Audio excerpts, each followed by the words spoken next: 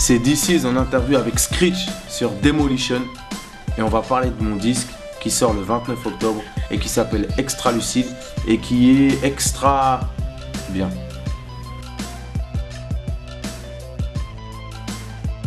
Waouh, non, il faut qu'ils s'attendent à rien, il faut qu'ils s'attendent à de la bonne musique. Maintenant, effectivement, c'est du rap, c'est-à-dire que je rappe dessus, même s'il y a pas mal de refrains où je chante. Maintenant, tu sais, il y a un morceau qui s'appelle Everything dans mon album où je dis je fais pas du rap, je fais du DC's. Donc, effectivement, ça reste du rap, mais j'essaie de faire mon truc à moi, si on peut dire. Ça dépend, je pense que ceux qui me connaissent depuis longtemps, qui me suivent depuis le Poisson Rouge, ne vont pas être surpris, ils vont être servis. Ceux qui me connaissent pas, ils vont forcément me découvrir. Et ceux qui ont une vision un petit peu étrange, parce qu'ils m'ont vu à quelques endroits, c'est-à-dire au départ je pète les plombs, après ils m'ont vu dans Peter Punk, après ils ont entendu Il arrête. Bon, eux, ils savent pas trop à quoi s'attendre. Et ben là, ils vont voir une synthèse de tout ça sur ce disque-là. Et voilà, c'est-à-dire que moi, ce disque-là, je l'ai vraiment appréhendé comme une... je sais pas comment dire, c'est vraiment un travail d'artisan, c'est-à-dire que chaque rime, chaque musique, chaque arrangement dans chaque musique, jusqu'au travail de la pochette, jusqu'au travail de tout l'univers, jusqu'à tout est travaillé, rien n'est laissé au hasard et il n'y a aucun choix par défaut. Ça va jusqu'à de l'obsession, tu vois ce que je veux dire? C'est-à-dire que je voulais tellement divulguer un message de lumière, d'amour et de combat qu'il fallait que je sois armé à tous les niveaux. Et c'est une armada. Mon disque, c'est une armada. C'est vraiment une armada. En fait, au départ, moi, je devais faire qu'un disque. Je devais faire qu'un album. J'avais conceptualisé tout ça, je devais faire qu'un album. Sauf que j'avais trop de casseroles, mec. Tu dis que t'arrêtes, que tu reviens, tu fais un disque de rock, tout ça et tout truc. Non, alors j'étais sincère quand j'ai dit que j'arrêtais. Vraiment, je voulais arrêter. Entre temps, il y a eu des modifications dans ma vie et des modifications dans le paysage du rap français et tout ça qui ont fait que, god damn, en fait, j'ai envie de revenir, ça me manque, tu vois, comme quand Jordan, il a arrêté le basket, il a fait du baseball, bon, il avait envie de revenir au basket, tu vois. Et voilà, moi j'ai eu envie de revenir au Peura. Et il fallait que j'explique pourquoi. Parce que j'ai trop d'amour pour cette musique-là, j'ai trop de respect pour mon public. Et tu dis pas, je pars et je reviens comme ça, tu vois. Donc c'est pour ça qu'il fallait que je passe par ce mini-album Lucide, par le texte Un frigo, un cœur et des couilles, dans lequel j'explique pourquoi. Il fallait que je passe par le texte Moïse, qui explique c'est quoi DC's aujourd'hui, quel est son combat, quel est, tu vois. Et par Mon amour, qui est un texte qui raconte un petit peu les doutes de l'artiste, tu vois, enfin, toutes les questions qu'on se pose quand on est un personnage un peu public, quoi. Quand je te parlais d'Armada, c'est même à ce niveau-là, et c'est surtout à ce niveau-là. C'est-à-dire qu'à chaque étape du disque, je pensais à la scène. C'est-à-dire que je voulais transposer cette musique-là sur scène, parce que c'est une musique qui s'écoute fort, qui se ressent, et ça va au-delà de l'artiste et du public en face. C'est une communion. Moi, je vise une communion. Tu vois ce que je veux dire? Parce que le rap a cette puissance, le rap a cette force, le hip-hop a cette force où il y a quelque chose de fédérateur dans cette musique. Mais là où d'autres sont fédérateurs, d'autres genres musicaux sont fédérateurs que pour s'amuser ou que pour être dans la... Là, le rap, c'est fédérateur pour un combat ou c'est fédérateur pour un état d'esprit, tu vois. Et c'est en ça que cette musique, elle est puissante. C'est en ça que cette musique, elle est forte. Et c'est ça que je veux défendre. C'est pour ça que j'ai hâte de le faire sur scène. De me balader dans toute la France, de le faire sur scène. Petite ou grande salle, je fais que des scores salles. C'est ça que je dis dans Cœur Gangster. Et c'est ça, c'est pas le volume qui compte, c'est l'intensité. Ça reprend un petit peu le drapeau japonais avec les rayons, tu vois, du soleil levant. Ça, c'est un cœur.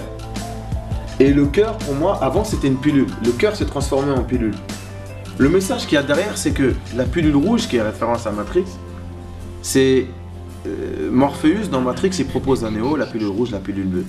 La pilule bleue, tu restes dans la vie dans laquelle tu es, c'est-à-dire une vie complètement où il n'y a que des illusions.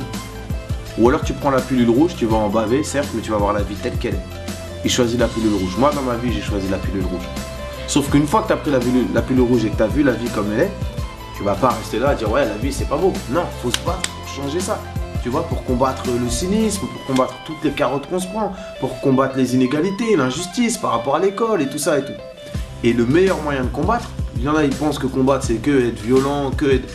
Faut combattre avec l'amour, mec. C'est pour ça que je mets un cœur. Tu vois, parce que tout part de là. Quand t'es amoureux, ça part de là. Quand t'as peur, c'est là que t'as peur. Tu vois ce que je veux dire? Quand tu vas commencer à taper qu'il y a une bagarre, ton cœur il s'accélère. Tu vois?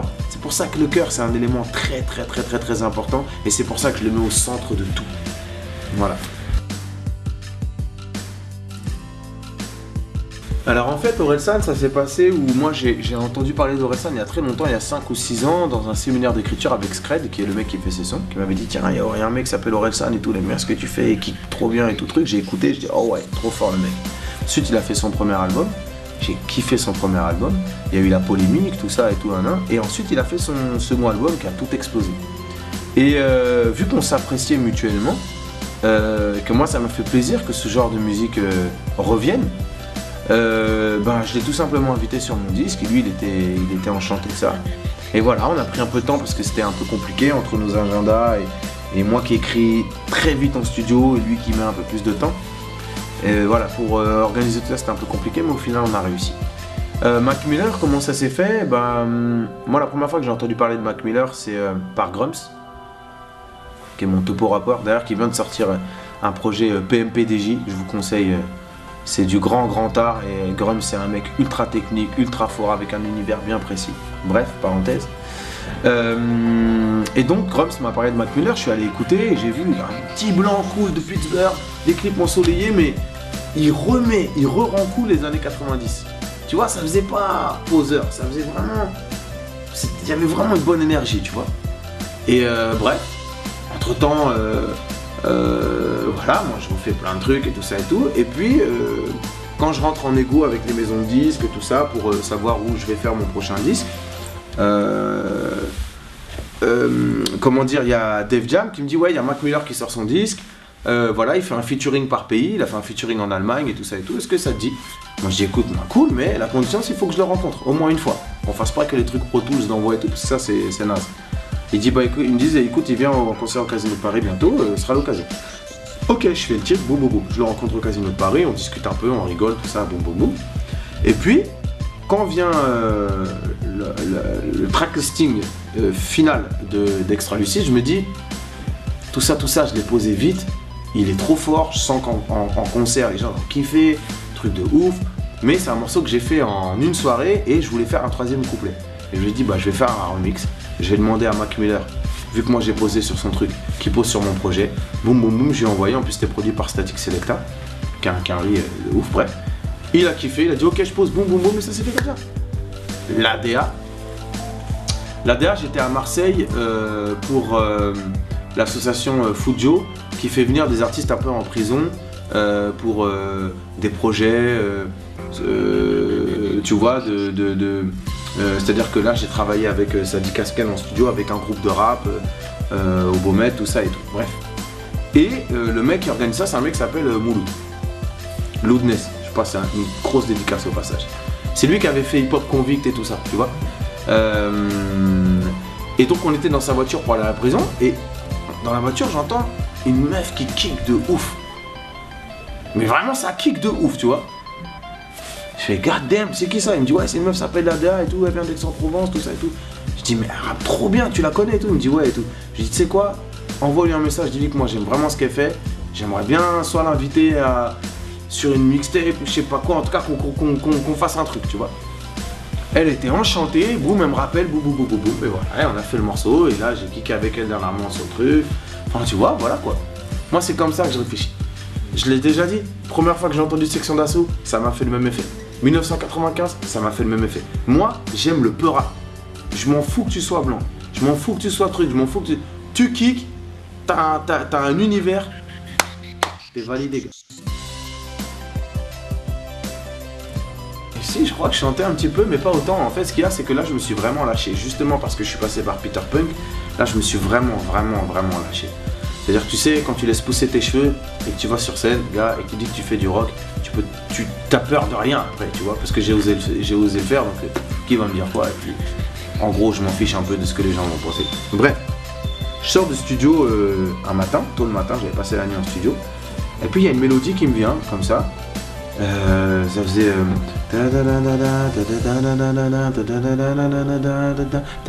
tu vois, je dis ok, je le note dans mon iPhone, je reviens le lendemain au studio et je dis à Nico qui était là en studio, Hands Up, et je lui dis gars, j'ai noté ça dans mon truc, est-ce que tu peux me trouver les accords, parce que lui est trop fort en piano, c'est un virtuose et tout, il me trouve les accords et tout, boum, et on commence à faire l'instru, on fait l'instru ensemble, boum boum boum, tiens vas-y, clac, vite. Et là j'avais cette phrase que j'avais notée dans mon portable, les moyens du bord. C'est ma mère qui dit souvent ça. Genre on fait avec les moyens du bord. Tu vois, la vie c'est dur, mais vas-y, fais avec ce que t'as et on va y arriver, tu vois. Et voilà, et j'ai collé l'expression les moyens du bord sur la mélodie, ça rentrait trop bien. J'ai écrit le morceau en un quart d'heure et c'était fait. Et c'est mon morceau préféré de l'album et de... J'espère qu'il va faire autant de bruit que je pète les plombs ce titre. J'aime trop ce titre, tu vois. Et voilà comment ça s'est fait. En fait, il y a Lucide, donc, où il y a 8 titres, 6 titres, pardon, 7 titres. Il y a Extra Lucide où il y a 19 titres. Et je prévois, j'ai envie, j'ai déjà d'ailleurs commencé, je suis déjà sur le coup d'après, de faire translucide. C'est-à-dire que tu parles de la lucidité, ensuite une extra lucidité et après une transe. Une transe, c'est quelque chose où tu te lâches et tout ça. Mais une transe tirée lucide, c'est-à-dire que c'est une transe mais qui reste dans la lucidité. Tu vois. Et voilà, donc j'ai déjà quelques titres. J'ai envie d'aller encore plus loin. Mais d'abord, je me concentre sur ça. Je vais voir ce qu'il en est. Je vais voir si les gens comprennent bien ce disque-là. Et surtout, si les gens sont touchés par tout le travail, le méticuleux et l'implication que j'ai mise dans ce disque-là avec les gens avec lesquels j'ai travaillé.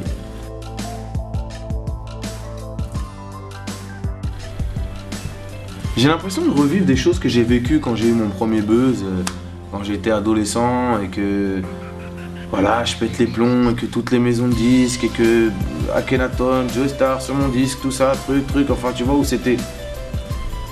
Là je revis ça mais c'est pas dans le côté gloire et tout ça et tout. C'est-à-dire que là où je suis content de revivre ce que je vis en ce moment, c'est que j'ai réussi par un combat honnête à rester moi-même, avec mes défauts et mes qualités, avec mes erreurs, parce que j'ai fait des erreurs, je me suis trompé sur des télés, je me suis trompé sur des trucs, j'ai mal exprimé ce que je pensais, enfin tu vois ce que je veux dire sur certains trucs, mais je suis resté vrai, je suis resté véritable et authentique avec moi-même.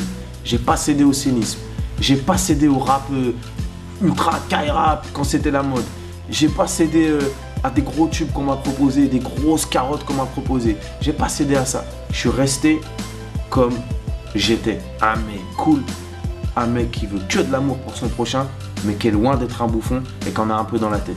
Tu vois ce que je veux dire? Parce que c'est souvent ça, on catégorise les gens dans ce milieu-là. Et j'ai réussi à imposer ce que j'étais. Et ce que je suis, c'est tout ce que j'ai dit avant. Tu vois ce que je veux dire? Et sur ça, je suis content. Après, moi je suis auteur de mes disques. Cette phrase n'est pas de moi, mais moi je suis auteur de mes disques. Et c'est le public qui va être auteur du succès, tu vois? Voilà, moi j'ai donné tout mon cœur, toute ma sincérité dans ce disque-là. Le reste, ça ne m'appartient pas. Vraiment faire une belle tournée dans toute la France, en Afrique si je peux y aller, dans les pays francophones. Petite ou grande salle, peu importe, mais qu'il y ait des gens et qu'on partage des émotions et que mon disque arrive à faire un peu gamberger et que j'espère que mon disque va donner des clés à des gens qui sont un peu perdus, tu vois ce que je veux dire, qui pensent que tout est foutu et tout ça. De la même manière que faire ce disque, ça m'a fait du bien, j'espère que ça va faire du bien à des gens de l'écouter. Tu vois? Pourquoi? Parce que ce disque, il a été fait dans la sueur. Ce disque, il a été fait comme je le raconte dans la vidéo Prélude à la rébellion des cœurs. Ce disque, il a été fait avec du train tous les jours, avec des vrais problèmes. Moi, tu vois, j'ai des problèmes des gens tous les jours, tu vois. J'emmène mes enfants à l'école, j'ai donné des cours à des petits en réinsertion scolaire qui avaient des vies de ouf au théâtre de l'Odéon. Je me suis inspiré de tout ça, tu vois, de ces années un peu de galère, de tout ça et tout. Même si je relativise, il y en a qui sont beaucoup plus dans la merde que moi, tu vois. Mais ce disque, il vient de la sueur, ce disque, il vient du redum, il vient du taf, tu vois. Et Et, et malgré la dureté de la vie, je continue à envoyer du love et de la lumière. Et j'espère que les gens vont être touchés par ça.